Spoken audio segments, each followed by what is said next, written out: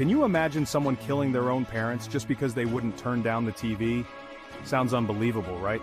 But brace yourself because this shocking crime actually happened in the dark history of Hong Kong.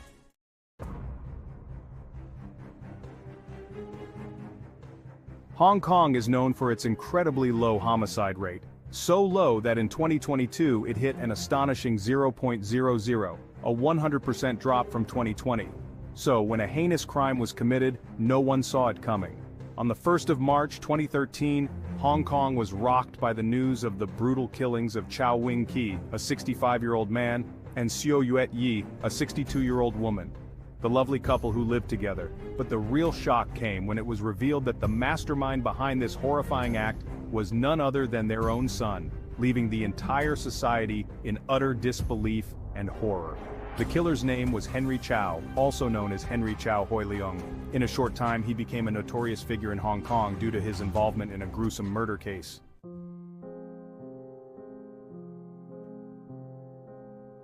Chow was born in Hong Kong in March 1983, and grew up there as well.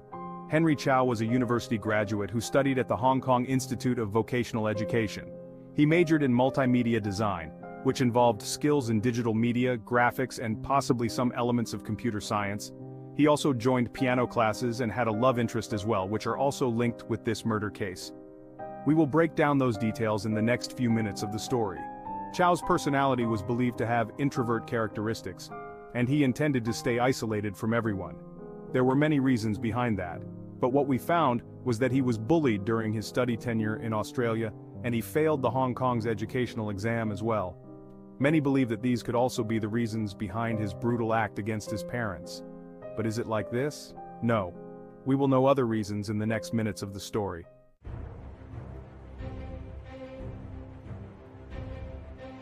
Now, let's plunge into the thrilling planning and execution of this daring crime. Henry Chow's descent into darkness began 6 months before he unleashed his brutal crime. As early as October 2012, his twisted mind was already at work, searching the internet for details on missing persons and methods to drain blood. His sinister shopping list, which included knives, saw blades, bleach, microwave ovens, and refrigerators, hinted at the horror to come. Law enforcement later uncovered all of this chilling evidence on his computer, revealing the cold, calculated steps he took to carry out his inhumane plan. After all the meticulous planning, he urged his parents to head over to Tse's flat, asking for their help in tidying up the place as part of the master plan. For your information, Tse was Chow's friend whose flat was used in this criminal act. After his parents arrived there, something unimaginable was done. After the brutal act of killing his parents, Henry Chow Hoi Leung carried out a gruesome and methodical process after murdering his parents. Here's what he did to their bodies.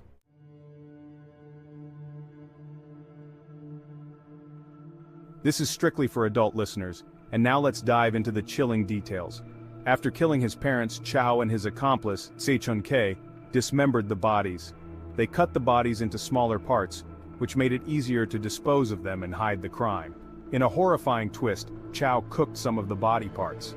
He boiled certain remains in an attempt to prevent the smell of decomposition, and to make the remains easier to handle. This act was intended to reduce suspicion from neighbors or anyone else who might detect foul odors coming from the apartment.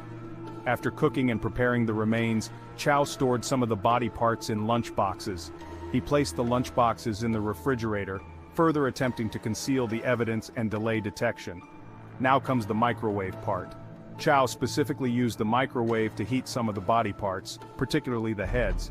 This was part of his larger effort to eliminate any evidence of the murders. The act of microwaving the remains was believed to be a method to reduce decomposition odors, sanitize the remains, or make them easier to dispose of later. Along with cooking parts of the bodies on a stove, the use of a microwave in this manner added a horrifying detail to the crime that shocked investigators and the public alike. The chilling detail of using a microwave in the mutilation process was part of Chow's broader effort to cover up the crime, showing his calculated approach to conceal his parents' deaths. He used the microwave to let the flesh look like pork barbecue.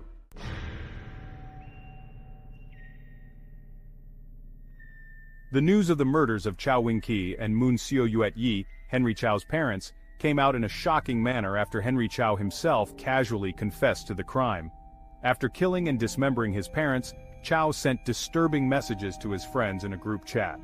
He claimed that he had killed his parents, dismembered their bodies, and disposed of them. Initially, some of his friends thought he might have been joking or seeking attention, given the shocking nature of the confession. However, as the messages became more detailed and chilling, some of his friends began to suspect that he was serious. Alarmed by the content of his confession, his friends reported the matter to the police. Upon receiving the tip-off, law enforcement investigated Henry Chow's apartment and made the horrifying discovery.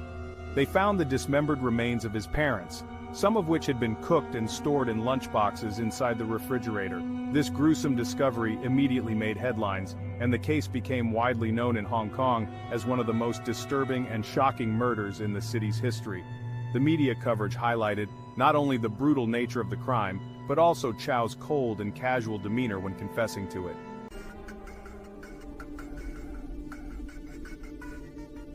After his arrest, he dropped a bombshell confession so shocking it defied comprehension. He revealed with a chilling edge, "I cursed my father for never turning down the TV volume during my study hours, forced me to play piano, and I harbored intense hatred for my mother because she publicly humiliated me in front of my crush." But these could not be the only reasons behind these dangerous motives. In our research, we found out that Chow's feelings of personal failure played a significant role in the murders. Despite being well-educated and fluent in several languages, he couldn't achieve the success he or his parents expected of him. He wanted to achieve something serious before 30, but he failed to do so. This is why he tried to hurt himself as well.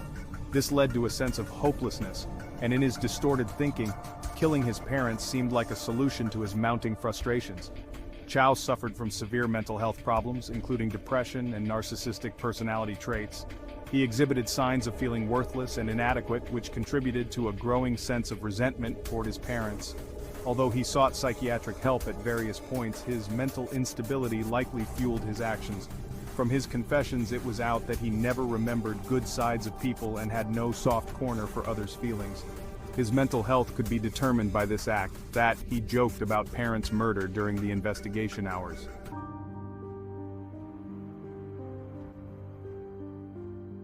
Now comes the part of court proceedings. After many days, the court came to a final decision. The verdict was handed down on March 20, 2015, in a courtroom crackling with tension. High Court Deputy Judge Michael Stewart Moore delivered a damning blow, branding Chow a highly dangerous man and sealing his fate with a conviction for double murder. Chow's chilling deceit had woven a web of lies that ensnared everyone around him.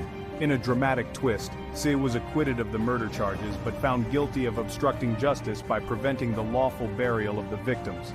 Despite already spending 2 grueling years on remand, Tse was released on the spot, his freedom hanging by a thread of legal technicalities.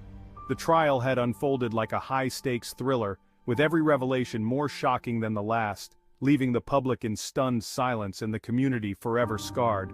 Before this trial, an IQ test of both criminals was conducted, in which Henry Chow had the highest IQ, and based on this, it was decided that maybe Tse was trapped by Henry Chow due to his lower IQ compared to Henry Chow. As of my last update in September 2021, Henry Chow was serving his life sentence for double murder in a UK prison.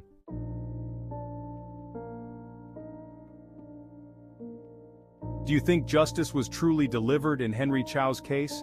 Dive into the drama and dissect the verdict. Do you believe it hit the mark or missed the target?